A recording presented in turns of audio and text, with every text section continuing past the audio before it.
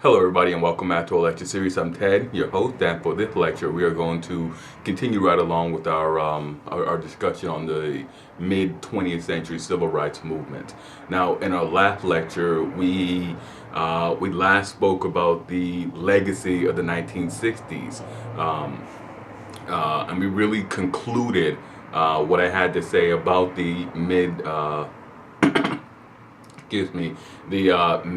20th century civil rights movement, namely in that while the movement was able to uh, through congressional acts and through demonstrations and protests and the will of the African American community, the consistent pressure was able to have open Jim Crow segregation outlawed, banned through federal legislation.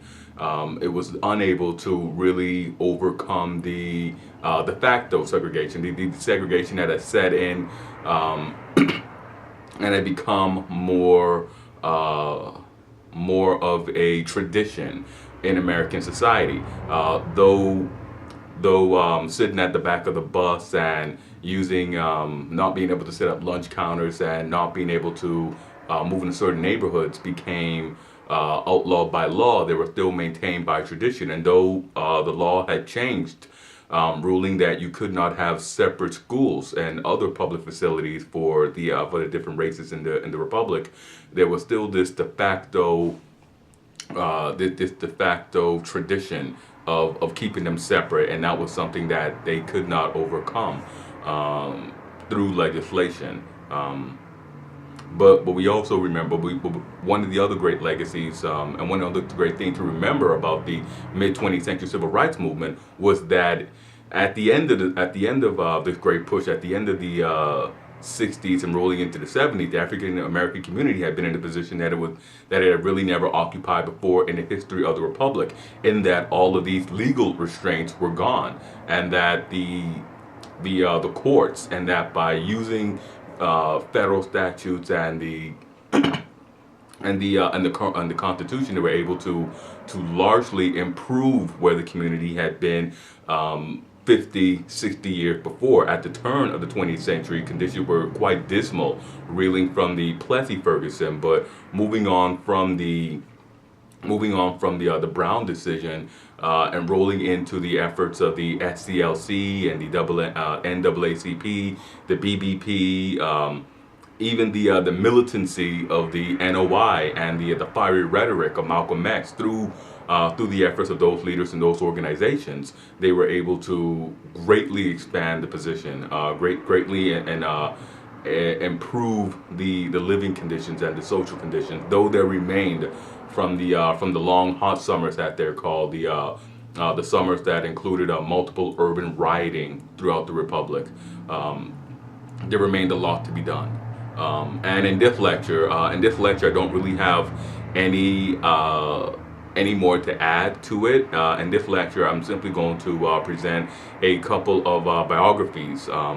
Something that I include for classes. I often ask them to look up some of the major players who aren't really recounted. In this lecture, I'm going to be recounting some of the major players. Some of them will be well known, and some of them may be names that maybe you're hearing for the first time. But I often ask them to look up some of the more some of the leaders and some of the figures who were instrumental on their own, had sort of a group a group assignment to just sort of look up a little bit on their own some of the major civil rights leaders. But in this lecture, I'm going to just simply present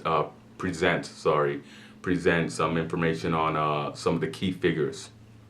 And first up is Medgar Evers. Now, Medgar Evers was born in Decatur, Mississippi in 1925.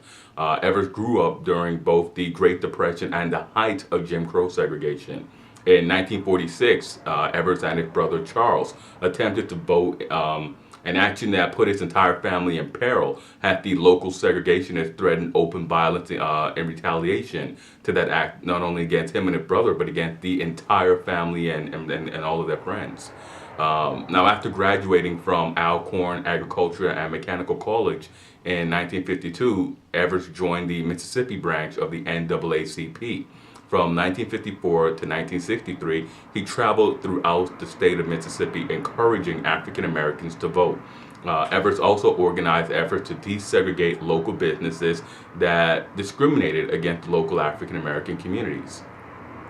Evers became known as the most prominent civil rights advocate in the state of Mississippi, and as such became a target for aggression from racists. On June 13th, 1963, Evers was shot in the back in the driveway of his home by Byron Della Beckwith, who was tried twice in 1964, and both times an all-white jury deadlocked. Now, the charges were dropped, and 30 years later, at the urging of Evers' widow, Beckwith was brought back to trial in 1994. This time he was convicted. And ever since his assassination, ever since his murder, Medgar Evers became a symbol of the efforts and the price many leaders would pay to gain full equality within the Republic. And moving on from Medgar Evers, I'd like to discuss a little bit more on Malcolm X. Now, we discussed Malcolm X in great detail in previous lectures, but in this, I'll just do a quick sort of cap through of his career and his enduring legacy. And when you speak of Malcolm X, one of the things that bears to mind is that he was, during the 60s, the most prominent member of the Nation of Islam. He has, not to repeat myself, but he really did have, he really does have an enduring impact on the subsequent generation through his writings and his ideas. He was born Malcolm Little in Omaha, Nebraska in 1925, and his father Earl was an outspoken supporter of Marcus Garvey. In 1931, Earl was murdered after receiving numerous death threats from the local Ku Klux Klan. His mother, Louisa, was unable to care for her young children, and Malcolm was sent to a foster home under the direction of local racists. Now, he rebelled there and was sent to a reform school. He later went to live with his older sister in Boston, his older sister Ella, before beginning the 9th grade. And 3 years later, he would relocate from Boston to Harlem. Now, while living in Harlem, Malcolm fell into the fast-paced criminal lifestyle. In 1946, he was sentenced to 10 years in prison for burglary. It was during this time in prison that Malcolm came into contact with the teachings of Wallace Fard, the founder of the Nation of Islam. He was released in 1952, and he joined a Nation of Islam temple and adopted the name Malcolm X, dropping the surname Little as his slave name or the name of his slave ancestors' owners. So while in prison, he read the dictionary from cover to cover to improve his vocabulary, which would serve him well after his release from prison, enabling him to rise quickly through the ranks of the NOI. In 1954, he was transferred to the Harlem Mosque, and he became the head of that mosque. He became the minister of that the local NOI Harlem Mosque. Now, as his power and influence grew, Malcolm became independent, developing opinions and taking stances on a variety of issues not really sanctioned or approved by the NOI. And he was seen as more and more of a threat to Elijah Muhammad, the successor of Wallace Bard and the head of the NOI. Now, Malcolm broke with the NOI in 1964 after a tense period following a distasteful remark he made following the assassination of President John F. Kennedy, and the revelation that Elijah Muhammad had inappropriate relationship with several young women within the NOI, within the Nation of Islam. Now, Malcolm went on to mobilize his supporters and found his own organization, the Organization of Afro-American Unity, the OAAU, a secular black separatist movement. Now, after his pilgrimage to Mecca, Malcolm renounced his previous teachings and statements regarding all white people as being evil and began to advocate for a greater interracial cooperation to push for civil rights and social improvements. He also adopted the name El Hajj Malik El Shabazz, and unfortunately, shortly after his break with the Nation of Islam and his pilgrimage to Mecca, he was assassinated. He was assassinated on February 21st, 1965. while addressing an audience at a OAAU rally in New York. Uh, um, and from Malcolm X, we move on to Martin Luther King, who is, I would say, if not second to Malcolm, then ahead of Malcolm in the minds of many, as the face and most prominent leader of the civil rights movement, the mid 20th century civil rights movement. Um, Among his many achievements, King won he was a Nobel Prize laureate and a staunch advocate of nonviolent protest. He was very much taken with the teachings of Mahatma Gandhi. King was born in Atlanta, Georgia in 1929 as Michael King Jr. His father, Michael King Sr., changed his and his son's name in honor of the Protestant reformer Martin Luther. Martin Luther, of course, is he's most famous for nailing his 95 Thesis to Wittenberg Cathedral and initiating the Protestant Protestant Reformation in Central Europe that spread to other quarters of Europe. It was a great shock, a scandal, and a great time of religious uncertainty in Germany at the time. But King attended segregated schools while in Atlanta, notably Booker T. Washington High School, which was the first African American public high school in Atlanta. From there, he attended Morehouse College, and he at the age of 15, and he graduated with his bachelor's degree in 1948. Now, after Morehouse, King went on to study at Boston University, where he earned his PhD in theology. He married Coretta Scott in 1953 and accepted his first pastorate at the Dexter Avenue Baptist Church in Montgomery, Alabama. Now, King's position as the pastor of the church enabled him. It would enable him to take a leading role in the fight for civil rights. Following the arrest of Rosa Parks, King and the other outraged citizens formed the Montgomery Improvement Association, which was organized which would later organize the Montgomery bus boycott to protest Parks' arrest and her sentence. Now, the boycott lasted for a year and resulted in the desegregation of all of Montgomery public transportation. The boycott's success was a blessing and a curse for King and his family, because like Evers, he became the most well-known of the civil rights advocates, and thus he had a target put on his back. He and his family were the subject of numerous bomb threats and other acts of domestic terrorism. Now, still in his 20s, he was catapulted to the forefront of the civil rights battle.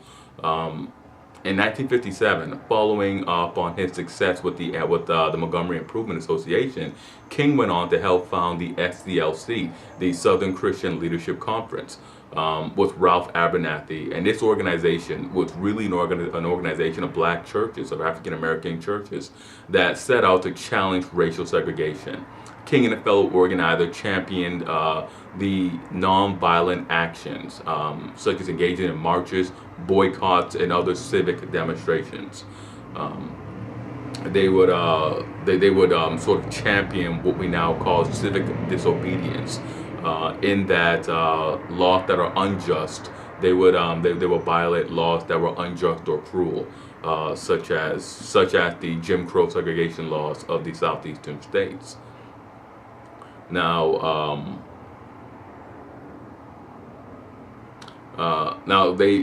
King was very successful at getting other Americans throughout the Republic to support these actions, these civil disobedience actions, and also to support civil rights legislation. For his actions, he was arrested and jailed frequently. One of the most shocking things I discovered while looking up civil rights leaders and so forth was that was his extensive criminal record. They really kept a long record on him, and when it was said that you always read about the civil rights activists being jailed and so forth, and you can sort of almost track where they were at, who they were at, and what event they were at based on their jailing records. Now, King, he developed this reputation as this outstanding orator and a writer during his time. One of the most famous examples of this would be his letter from the letter from Birmingham City Jail, which added luster and appeal to the moral ideas of fighting against Jim Crow segregation. It catapulted him to a moral leader by pointing out to his critics and other individuals who had a negative view of him because of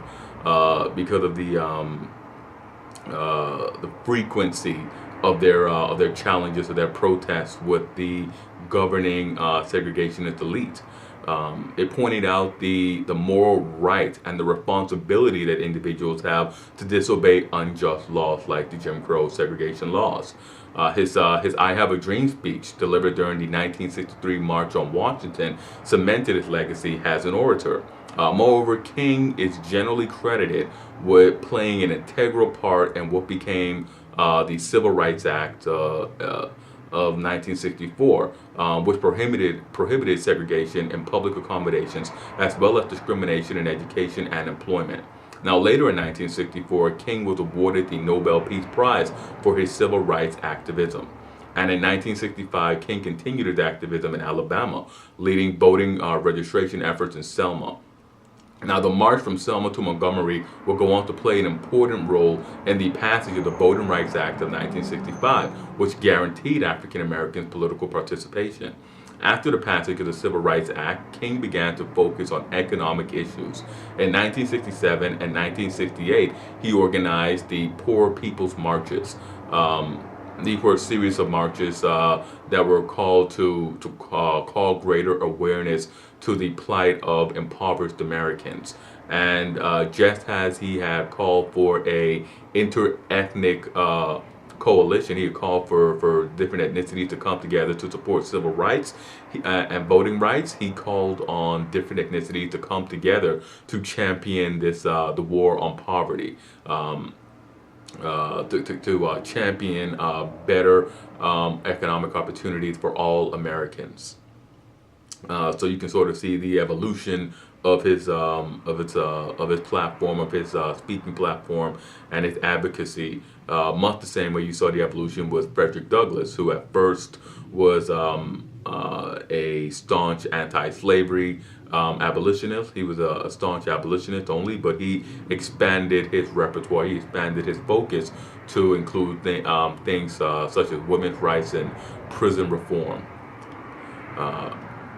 Now, after the passage of after the formation of these marches, King began to lead sort of individual, sort of smaller protest marches, and in 1968, in the midst of its organizing efforts, he went to Memphis, Tennessee, to oversee the local sanitation workers' strike.